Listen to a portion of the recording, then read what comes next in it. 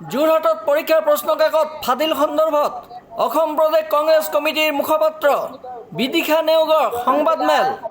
সংবাদ মাধ্যমৰ কৰ্মী লগতে যোৰহাট জিলাৰ সকলো কংগ্ৰেছ কৰ্মী মই মোৰ শ্ৰদ্ধা যাচিছোঁ, সকলোলৈকে আন্তৰিক শুভকামনা যাচিছোঁ আৰু সকলোৰে পৰা আশীৰ্বাদ বিচাৰিছোঁ। মই বিদিশা নেওগ, অসম প্ৰদেশ কংগ্ৰেছ কমিটিৰ সম্পাদিকা লগতে মই মুখপাত্ৰ।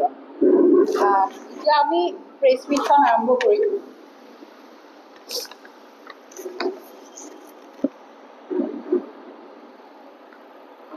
পোনপ্ৰথমে সকলো ইয়াতে উপস্থিত থকা সকলোলৈকে মই শুভেচ্ছা যাচিছোঁ। যোৰহাট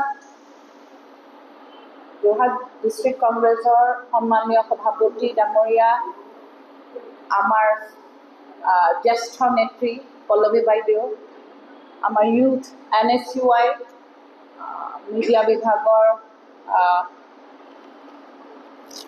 সকলো নেতা, লগতে বিশেষভাৱে আজি ইয়াত উপস্থিত থকা সকলো সংবাদ মাধ্যমৰ লগত জড়িত সকলোলৈকে নমস্কাৰ জনাইছোঁ। আমি আজি এটা বিশেষ বিষয় লৈ সমূহ অসমবাসী, সমূহ যোৰহাটবাসী আৰু সকলোৰে দৃষ্টি আকৰ্ষণ কৰিব বিচাৰিছোঁ। আৰু এই বিষয়টো হৈছে ভাৰতীয় শিক্ষা ব্যৱস্থা, বৰ্তমানৰ ভাৰতৰ শিক্ষা ব্যৱস্থা। আৰু বৰ্তমান ভাৰতৰ শিক্ষা ব্যৱস্থা ICUত যোৱাৰ দৰে অৱস্থা হৈছে। ভাৰতীয় জাতীয় কংগ্ৰেছ দলৰ নেতা, আমাৰ নেতা জননায়ক ৰাহুল গান্ধীজী ছাত্ৰ কি গুঞ্জ নামৰ এটা গোটেই দেশ জুৰি এটা অভিযান আৰম্ভ কৰিছে, যাতে শিক্ষাৰ্থীসকলে যি দুৰ্ভোগ ভুগিছে, যি কষ্ট পাইছে, ছাত্ৰ ছাত্ৰীসকলৰ পিতৃ মাতৃসকলে, অভিভাৱকসকলে, বন্ধুবৰ্গসকলে যি ধৰণে কষ্ট পাইছে, সেই কষ্টবিলাকক আমি সহি থাকিব পৰা নাই। ভাৰতীয় শিক্ষা ব্যৱস্থা ইতিমধ্যে ICUত গৈছে। ভাৰতীয় শিক্ষা ব্যৱস্থাৰ লগত জড়িত যি দুৰ্নীতি, যি ধৰণে শিক্ষা ব্যৱস্থাক ভেঙুচালি কৰা হৈছে, যি ধৰণে শিক্ষা ব্যৱস্থাটোৰ লগত গাফিলতি কৰা হৈছে, ভাৰতৰ প্ৰত্যেকজন ষ্টুডেণ্ট যিসকলে বৰ্তমানে সপোন দেখি আছে, যিসকলৰ পিতৃ মাতৃয়ে সপোন দেখিছে যে মোৰ ল'ৰাটো কাইলৈ পঢ়ি শুনি ভাল মানুহ হ'ব, ডাঙৰ মানুহ হ'ব, চাকৰি পাব, ভাল চাকৰি কৰিব, ব্যৱসায় কৰিব, বিভিন্ন কাম কৰিব, তাৰপিছত আমাক ভালদৰে পোহপাল দিব, তেনেকুৱা এটা আশা কৰি থকা সেই অভিভাৱকসকল আৰু ছাত্ৰ ছাত্ৰীসকল যিসকলে ভাবিছে যে কালিলৈ পৰহিলৈ মই দেশৰ হৈ কিবা এটা কৰিম, ভাল এক্সাম দিম, NEET দিম, UPSC দিম, RRB দিম, এই ধৰণৰ এক্সামবোৰ দিম বুলি JEE দিম, এইবিলাক যিবিলাক ল'ৰা ছোৱালীয়ে ভাবি আছে, এইসকল মেধাৱী ল'ৰা ছোৱালীৰ সপোনক ধূলিসাৎ কৰি ভাৰতীয় শিক্ষা ব্যৱস্থাটোক ভেঙুচালি কৰি প্ৰত্যেকবাৰে আজি কিছু বছৰৰ পৰা যি ধৰণে পেপাৰ লিক হৈ আছে, ছাত্ৰ ছাত্ৰীসকলৰ জীৱনক লৈ যি ধৰণে হেতালি খেলা হৈছে, ইয়াৰ আমি সুনিৰ্দিষ্ট উত্তৰ চৰকাৰৰ পৰা আশা কৰিছোঁ। যিসকল বিষয়ববীয়া এই গাফিলতিবিলাকৰ লগত জড়িত, যিসকল বিভাগীয় মন্ত্ৰী এইবিলাকৰ লগত জড়িত, তেওঁলোকক আমি অনতি পলমে তেওঁলোকে শাস্তি পোৱাটো, তেওঁলোকক বৰ্খাস্ত কৰাটো আৰু ছাত্ৰ ছাত্ৰীৰ ন্যায়ৰ হকে মাত মাতিবলৈ আমি আগবাঢ়িছোঁ। আমাৰ এই প্ৰেছ মিটখন যদিও আমি আজি কংগ্ৰেছ ভৱনত কৰিছোঁ, আপোনালোকক এটা কথা আমি স্পষ্টভাৱে জনাব বিচাৰোঁ, এইখন আমাৰ ৰাজনৈতিকভাৱে কিবা উদ্দেশ্য প্ৰণোদিত প্ৰেছ মিট নহয়, সংবাদমেল নহয়। এইখন আমি ভাৰতৰ প্ৰত্যেকজন কণ কণ ল'ৰা ছোৱালী, উঠি অহা ল'ৰা ছোৱালী, মেধাৱী যুৱ প্ৰজন্ম, প্ৰত্যেকজন সেই অভিভাৱক যিসকলে দুৰ্ভোগ ভুগি আছে, তেওঁলোকৰ হৈ মাত মতাৰ কাৰণে আৰু ভৱিষ্যত দিনলৈও মাত মাতি যোৱাৰ আগ্ৰহেৰে আমাৰ ৰাহুল গান্ধী ডাঙৰীয়াই যি ধৰণে ছাত্ৰ কি গুঞ্জ নামৰ এই অভিযান আৰম্ভ কৰিছে, লগতে আমাৰ সন্মানীয় সভাপতি, ভাৰতৰ লোকসভাৰ বিৰোধী দলৰ উপদলপতি আমাৰ সন্মানীয় গৌৰৱ গগৈ দেৱৰ নিৰ্দেশনা মৰ্মে আজি মই যোৰহাটত আপোনালোকৰ মাজত উপস্থিত হৈছোঁ। দেশৰ লাখ লাখ যুৱতীয়ে দিন ৰাতি একাকাৰ কৰে, অধ্যয়ন কৰে, পিতৃ মাতৃয়ে নিজৰ সঞ্চয় শেষ কৰে, ঋণ লয়, মাটি বিক্ৰী কৰে। কি কাৰণে? কাৰণ নিজৰ ল'ৰাটো, নিজৰ ছোৱালীজনী ভালদৰে পঢ়ি শুনি আগবাঢ়ি যাওক, তেওঁলোকক বিভিন্ন কৰ্চত তেওঁলোকক সোমাই দিয়ে, নিজৰ সৰ্বোচ্চ জীৱনৰ সঞ্চিত সকলো ধন তেওঁলোকৰ লগত খৰচা কৰে, কেৱল নিজৰ ল'ৰা ছোৱালীটো ভাল হ'বৰ কাৰণে, ভাল চাকৰি এটা পাবৰ কাৰণে কোচিং চেণ্টাৰত দিয়ে ল'ৰা ছোৱালী। আজি শেহতীয়াকৈ অনুষ্ঠিত হোৱা নীট পৰীক্ষাত প্ৰায় ২৭ লাখ পৰীক্ষাৰ্থীয়ে অংশগ্ৰহণ কৰিছিলে যোৱা মে' মাহত। আৰু তাৰপিছত পেপাৰ লিকৰ দৰে এটা ডাঙৰ দুৰ্ঘটনা হোৱাৰ পিছত বহু ল'ৰা ছোৱালীয়ে ইতিমধ্যে আত্মহত্যা কৰিছে, আপোনালোকে সকলোৱে গম পায়। এজন শিক্ষাৰ্থীয়ে সাধাৰণতে ২-৩ বছৰ খৰচ কৰে এই কোচিংবিলাক কৰিবলৈ। নীট এক্সাম দিওঁতে, প্ৰিপাৰেশ্যন কৰোঁতে হোষ্টেলৰ খৰচ, ৰুমৰ পঢ়াৰ খৰচ, খোৱাৰ খৰচ, কোচিং চেণ্টাৰৰ খৰচ আপোনালোকে জানেনে ২০ৰ পৰা ৩০ লাখ টকা খৰচা কৰে। ২৭ লাখ ল'ৰা ছোৱালীয়ে যদি ২০ৰ পৰা ৩০ লাখ হৈ গড়ে খৰচা কৰে, তেতিয়াহ'লে প্ৰায় ১.৩২ লাখ টকা, কোটি টকা, ৩২ লাখ কোটি টকা এটা বছৰত আমি ল'ৰা ছোৱালীবিলাকে খৰচ কৰোঁ, আৰু এই ধন আমাৰ অপচয় হৈ আছে। আৰু ক'ব গ'লে এই ধন ভাৰতৰ যি শিক্ষা বাজেট প্ৰায় তাৰ সমান। নীটৰ পৰীক্ষাৰ বাবে ২২ লাখ শিক্ষাৰ্থী আৰু তেওঁলোকৰ পৰিয়ালে প্ৰায় ১.৩২ লাখ টকা খৰচা কৰে। আৰু মই আকৌ কৈছোঁ, ভাৰত চৰকাৰৰ সমগ্ৰ শিক্ষা বাজেট ১.৪ লাখ কোটি টকা আমাৰ এই ১.৩২ লাখ কোটি টকাৰ প্ৰায় সমান। নীট, JEE, UPSC, SSC, RRBকে ধৰি দেশৰ ৫টা মুখ্য প্ৰতিযোগিতামূলক পৰীক্ষাৰ বাবে ভাৰতৰ পৰিয়ালসমূহে বছৰি ৩.৫ লাখ কোটি টকা খৰচা কৰে। আৰু এনেধৰণে যদি পেপাৰ লিকৰ সমস্যাবোৰ হৈ থাকে, ল'ৰা ছোৱালীৰ চাকৰিৰ নামত যি প্ৰতিযোগিতামূলক পৰীক্ষা হৈ থাকে সেইবিলাকত যদি অনিয়ম হয়, এই গোটেই ৩.৫ লাখ কোটি টকা অপচয় হয়। আৰু এয়া কেৱল আপোনাৰ মোৰ অপচয় নহয়, এয়া আমাৰ সুদীৰ্ঘ দিনৰ টেক্স পে' কৰি, মাক দেউতাকে মাটি বাৰী বিক্ৰী কৰি তেওঁলোকৰ সমস্ত জীৱনৰ সঞ্চিত পইচা এই ধৰণে প্ৰতি বছৰে বছৰে, আজি যোৱা কেইবাটাও বছৰৰ পৰা আমি দেখিছোঁ, নষ্ট হৈ আছে। আমি সুধিব বিচাৰোঁ, এয়া শিক্ষাৰ সঁচাকৈ ভাৰতীয় শিক্ষাৰ ব্যৱস্থা, নে এয়া ছাত্ৰ ছাত্ৰীৰ ওপৰত আক্ৰোশমূলকভাৱে আৰ্থিকভাৱে শোষণ কৰাৰ ব্যৱস্থা কৰা হৈছে? প্ৰতি ৩,০০০ জন শিক্ষাৰ্থীৰ ভিতৰত মাত্ৰ এজন IAS হয়, IAS। মাত্ৰ ৩০ জনে IITত সুযোগ পায় আৰু ১৮০ জন চিকিৎসক হয়। বাকী হাজাৰ যুৱতীয়ে এই যুৱক যুৱতীৰ বাবে এই ব্যৱস্থাটো ব্যৰ্থ বুলি কোৱা হয়।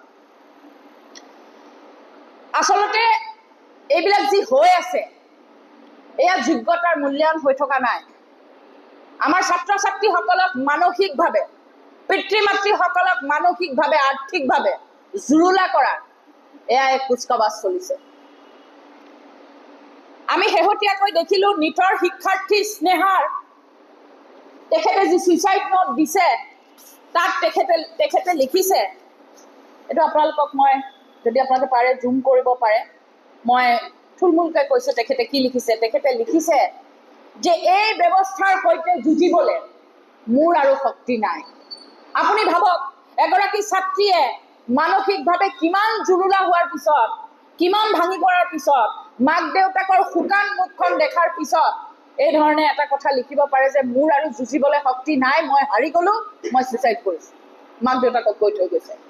এয়া অকল তেখেতৰ সমস্যা নহয়, বা সেই ছুইচাইড কৰা ল'ৰা ছোৱালীবিলাকৰ সমস্যা নহয়, এয়া আপোনাৰ সমস্যা, মোৰ সমস্যা, আপোনাৰ পৰিয়ালৰ সমস্যা, মোৰ পৰিয়ালৰ সমস্যা। কাৰণ আপোনালোকৰ ইয়াত বহি থকা সকলেও কাইলৈ ল'ৰা ছোৱালীক নীট দিয়াব লাগিব, বিভিন্ন প্ৰতিযোগিতামূলক পৰীক্ষাত অৱতীৰ্ণ কৰাব লাগিব, RRB পৰীক্ষা দিয়াব লাগিব। এই যি 5টা ভাৰতৰ বিশেষ প্ৰতিযোগিতামূলক পৰীক্ষা আছে, আপোনাৰ ল'ৰা ছোৱালীও কিন্তু কাইলৈ অৱতীৰ্ণ হ'ব। গতিকে এয়া ৰাজনৈতিকভাৱে কংগ্ৰেছ দলৰ হৈ একো কৰা নাই। এয়া ছাত্ৰ ছাত্ৰীৰ লগত কংগ্ৰেছ দল সদায় আছিলে, ভাৰতৰ যুৱ প্ৰজন্মৰ লগত সদায় ৰাহুল গান্ধী ডাঙৰীয়া আছে, কংগ্ৰেছ দল আছে, ভাৰতীয় জনতাৰ লগত সদায় কংগ্ৰেছ দল আছে। আৰু সেইকাৰণে আমি এই ধৰণে সংবাদমেল আয়োজন কৰিব লগা হৈছে।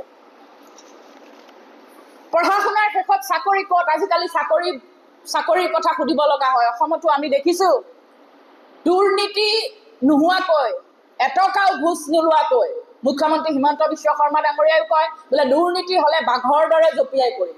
এতিয়া বিধানসভাৰ ভিতৰত আমি কিমান কেলেংকাৰী হ'ল দেখিলোঁ।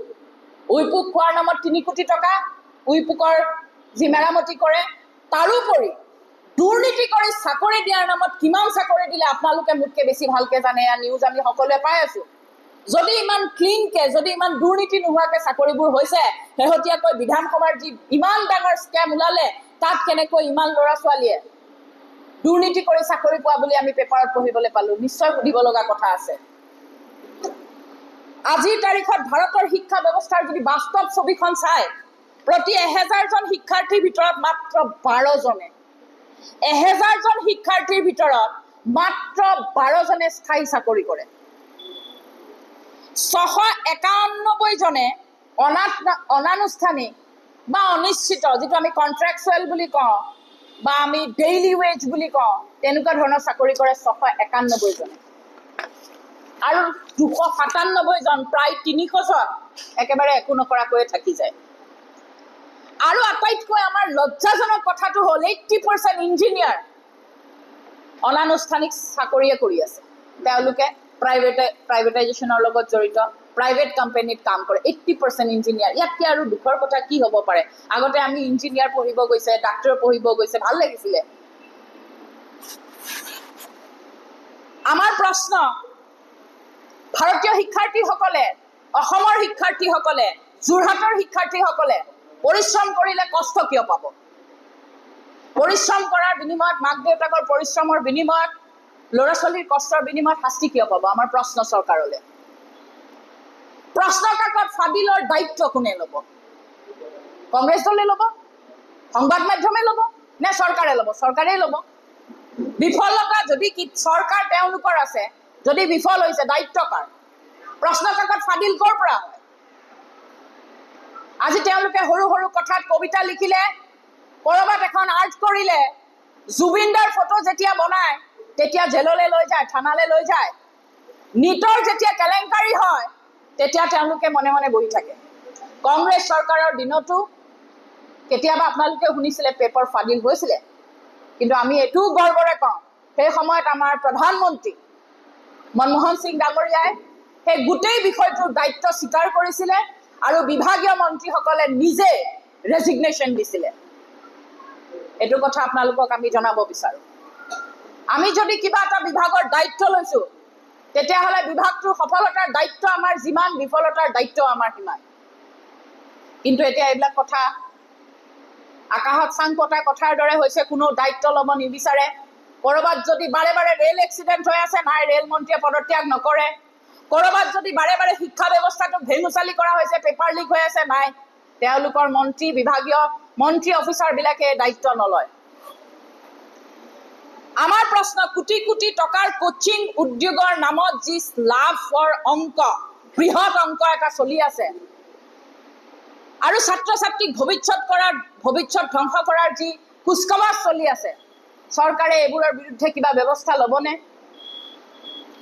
শিক্ষা ব্যৱস্থাটো বচাবলৈ কেন্দ্ৰীয় চৰকাৰ তৎপৰ কেতিয়া হ'ব? এই প্ৰশ্নবোৰ আমাৰ আছে। আমাৰ কেইটামান দাবী আছে, আপোনালোকৰ যোগেদি আমি চৰকাৰক জনাব বিচাৰোঁ। নীটৰ লগতে যিবিলাক পৰীক্ষা হৈছে, সকলো পৰীক্ষাৰ স্বচ্ছতা নিৰূপণ হ'ব লাগিব। প্ৰশ্ন কাকত ফাদিলৰ লগত জড়িত প্ৰত্যেকজন মানুহে কঠোৰৰ পৰা কঠোৰ শাস্তি পাব লাগিব। কোচিং নিৰ্ভৰ যি শিক্ষা ব্যৱস্থা, ইয়াক সংস্কাৰ কৰিব লাগিব।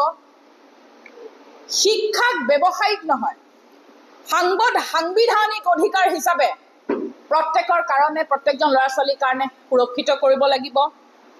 যুৱ সমাজৰ বাবে, উঠি অহা মেধাৱী যুৱ সমাজৰ বাবে, কণ কণ মইনাহঁতৰ বাবে গুণগত শিক্ষা আৰু নিশ্চিতভাৱে তেওঁলোকক এংগেজ কৰাৰ এটা ৰাষ্ট্ৰীয় নীতি প্ৰস্তুত হ'ব লাগে। আমি আপোনালোকক কথা দিছোঁ, আমি নীৰৱে চাই নাথাকোঁ। আমি ভাৰতৰ যুৱ প্ৰজন্মৰ, যুৱ সমাজৰ কণ্ঠস্বৰ হৈ আমি আগবাঢ়ি যাম। আমাৰ এই সংগ্ৰাম, মই আকৌ কৈছোঁ, কোনো ৰাজনৈতিক কথা বতৰাৰ লগত জড়িত নহয়। এয়া সংগ্ৰাম দেশৰ প্ৰতিজন শিক্ষাৰ্থীৰ সপোন, প্ৰতিজন অভিভাৱকৰ সপোন, আৰু আমাৰ যি দায়িত্ব ভাৰতবৰ্ষৰ ভৱিষ্যত সুৰক্ষাৰ কাৰণে, সেই দায়িত্ব আমি পালন কৰি যাম। ভাৰতৰ শিক্ষা ব্যৱস্থাটোক ICUৰ পৰা উদ্ধাৰ কৰিব লাগিব, তাৰ দায়িত্ব মোৰ, ইয়াত বহি থকা প্ৰতিজনৰে আৰু আপোনালোক সকলোৰে। গতিকে যিমান দিন অন্তত জীয়াই থাকোঁ গৰ্বৰে কৈ যাম যে নিজৰ কাম ভালদৰে কৰিছোঁ, কোনো দুৰ্নীতিৰ লগত কেতিয়াও আপোচ কৰা নাই আৰু আপোচ নকৰোঁ। প্ৰয়োজন হ'লে আমাৰ ওপৰত যেনেকৈ যি ব্যৱস্থা লয় লওক, কিন্তু আমি মাতি যাম আৰু আগলৈ এনেকৈ কৈ যাম। ভাৰতৰ শিক্ষা ব্যৱস্থাটোক আকৌ এবাৰ কৈছোঁ, ICUৰ পৰা উদ্ধাৰ কৰাৰ দায়িত্ব আমাৰ। জয় হিন্দ, বন্দে মাতৰম, জয় আই অসম।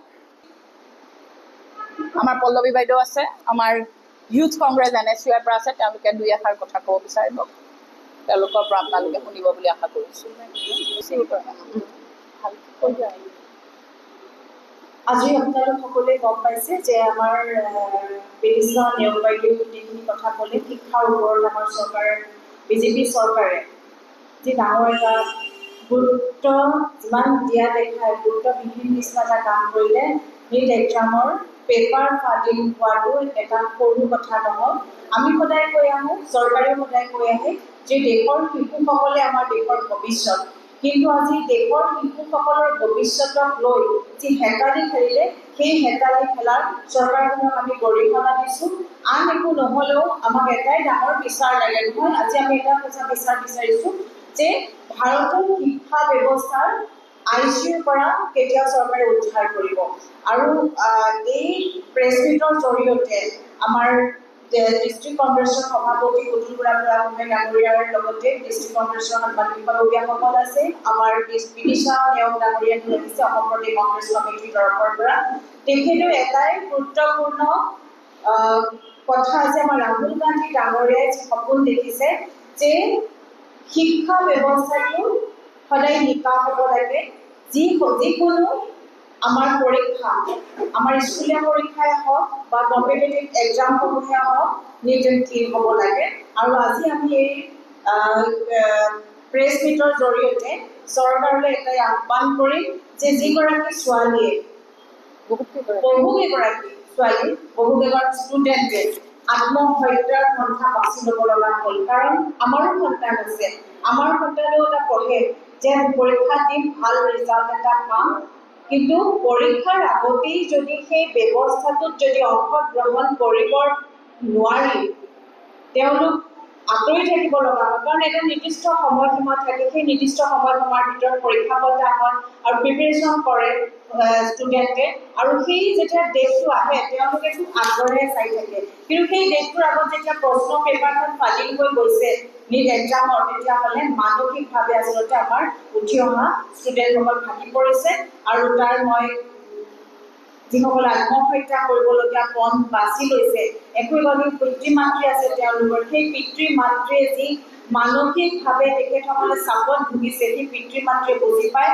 নৰেন্দ্ৰ মোদী ডাঙৰীয়াৰ চৰকাৰখন, অসম চৰকাৰ, মই এটাই কওঁ যে যিকোনো এক্সাম পতাৰ আগত তাৰ দায়িত্ব তেওঁলোকে ল'ব লাগে, যে নিট এণ্ড ক্লিন কেনেকৈ এটা এক্সাম পাতিব তাৰ দায়িত্ব চৰকাৰখনে ল'ব লাগে। আৰু ইয়াৰ ভাল আৰু বেয়া, ভাল হ'লে তেওঁলোকে দায়িত্ব লয়, বেয়া হ'লে তেওঁলোক কিন্তু মনে মনে থাকে। তাৰ আমি ধিক্কাৰ দিছোঁ। অনাগত দিনত আমি কংগ্ৰেছ দলেই হওক, আমি সামাজিকভাৱে হওক বা সকলোকে এটাই আহ্বান কৰিছোঁ যে এই ব্যৱস্থাৰ বিৰুদ্ধে সকলোৱে মাত মাতক। কেৱল কংগ্ৰেছেই নহয়, সকলোৱে মাত মাতক। উঠি অহা প্ৰজন্মই হৈছে আমাৰ দেশৰ ভৱিষ্যত আৰু আমি ইয়াৰ মাত মাতি যাম। বিশেষ বিদিশা মেমে গোটেইখিনি কথা অৱগত কৰিলে, মোৰ ফালৰ পৰা ক'বলগীয়াখিনি মই মাজতে সামৰণি মাৰিছোঁ। ধন্যবাদ। তাৰ পৰিপ্ৰেক্ষিতত আমাৰ সন্মানীয় নেতা ৰাহুল গান্ধী ছাত্ৰকে গুৰুত্ব আমাৰ কৃষক কাৰ্যসূচী জৰিয়তে সমগ্ৰ ভাৰতবৰ্ষৰ প্ৰতিজন ছাত্ৰ ছাত্ৰীক এখন কিয় দিয়াৰ তেওঁ পৰিকল্পনা কৰিছে আৰু প্ৰতিজন কংগ্ৰেছ কৰ্মী হওক, প্ৰতিজন ব্যক্তি তেওঁ ছাত্ৰ ছাত্ৰীসকলৰ সাহস কিয় দিছে। যেতিয়া এজন ব্যক্তি দায়িত্বত থাকে, তেওঁলোকে যেতিয়া সফলতাৰ তেওঁলোকে ক্ৰেডিট ল'বলৈ যায়, তেতিয়া তেওঁ বিফলতাই সেইটো ল'ব লাগিব। এতিয়া যেনেদৰে তেওঁলোকে শেহতীয়াভাৱে নিট পৰীক্ষাকে ধৰি বিভিন্ন পৰীক্ষাসমূহত ধেমালি কৰিছে, যে নিট পৰীক্ষাৰ ধেমালি হোৱাৰ পাছত প্ৰায় 20জনমান ছাত্ৰ ছাত্ৰীয়ে এটা আত্মহত্যাৰ দ্বাৰা পন্থা বাছি ল'বলৈ হৈছে, কিন্তু তাৰ সম্পৰ্কে তেওঁলোকে নিজৰ ব্যক্তিত্ব কাম কৰিব পৰা নাই। সমগ্ৰ দেশৰ আজি সচেতন জনসাধাৰণৰ হৈ বিভিন্নজনে কিন্তু তেওঁ পদত্যাগ দাবী কৰিছে। তেওঁ আজি এই ভগৱানতে তেওঁ ভুল আছে, যে তাৰ আমি দুআষাৰ গৰিহণা দিছোঁ আৰু প্ৰতিজন কংগ্ৰেছ কৰ্মী সচেতন ব্যক্তি তেওঁলোকৰ ছাত্ৰীসকলৰ কাষত কিয়, কাৰণ এজন সাধাৰণ ঘৰৰ মধ্যবিত্ত ঘৰৰ ছাত্ৰ ছাত্ৰী অভিভাৱকে বুজি পায় কিমান লাখ টকা খৰচ কৰি ছাত্ৰক তেওঁলোকে পঢ়া শুনাত দিবলৈ যায় তাৰপিছত যদি পেপাৰ লিক হয় আচলতে এই পেপাৰ লিক কাৰ্যসূচীৰে চৰকাৰে কি কৰিব বিচাৰিছে আমি দেখা যায় মহাৰাষ্ট্ৰত পেপাৰ লিক হৈছে পৰীক্ষা আজি অসমত বিভিন্ন ধৰণৰ পৰীক্ষা আহি আছে অসমতো এনেকুৱা হ'ব যে এই পেপাৰসমূহ এই বস্তু কৰিবলৈ বিচাৰে নেকি যে যিহেতু আজি এনেকুৱা ধৰণৰ মনলৈ আহে যে বিভিন্ন সময়ত পেপাৰ লিকৰ জৰিয়তে পইচা দি পেপাৰ লিক নহয় বিভিন্ন সময়ত পইচা আদি দি পেপাৰ পত্ৰ কিনি আনে এই যে ৰাজনীতি কৰে এমএলএ ৰাজনীতি কল্পিত কৰিছে ভাৰতবৰ্ষৰ যুৱ প্ৰজন্মক বিপথে পৰিচালিত কৰিছে এই ৰাজনীতি ঘোঁৰা বেচা কিনাৰ পৰা যিটো ৰাজনীতি বুলি কয় সেই ৰাজনীতি এই কথাবোৰ ক্ৰছ কৰে নেকি আৰু কিন্তু প্ৰশ্ন উত্থাপন হৈছে অসমত দেখা যায় চক আজি নিকান যুক্তি বুলি কয় তেওঁলোকে নিকান যুক্তি কৰিছে কিমান নিকান কিমান কি এই দেখিছে বিভিন্ন সময়ত বিভিন্ন তথ্য ওলাই দিছে তাৰ পাছত আমি দেখিবা দেখা পাইছো যে যিসমূহ আজি মিডিয়াই পৰীক্ষা বা যিবোৰ পৰীক্ষা পাতিছে তেওঁলোকে কিন্তু নিকান যুক্তি বুলি কয় কিমান তেওঁলোকে নম্বৰ পালে সেই নম্বৰসমূহ ৰাজহুৱা কৰাৰ বিভিন্ন দলে বিভিন্ন সময় উত্থাপন কৰিছে যে সেই নম্বৰসমূহ তেওঁলোক ৰাজহুৱা কৰিব লাগে কিন্তু আজি কৰি তেওঁলোকে সেই নম্বৰসমূহ ৰাজহুৱা কৰাৰ তেওঁলোকৰ আলোচনা হ'লে মাত্ৰ তেওঁলোকে নিশ্চয় বনাই কাগজ মাৰ্ক কৰি মাৰ্ক দিয়ে কিন্তু পৰীক্ষা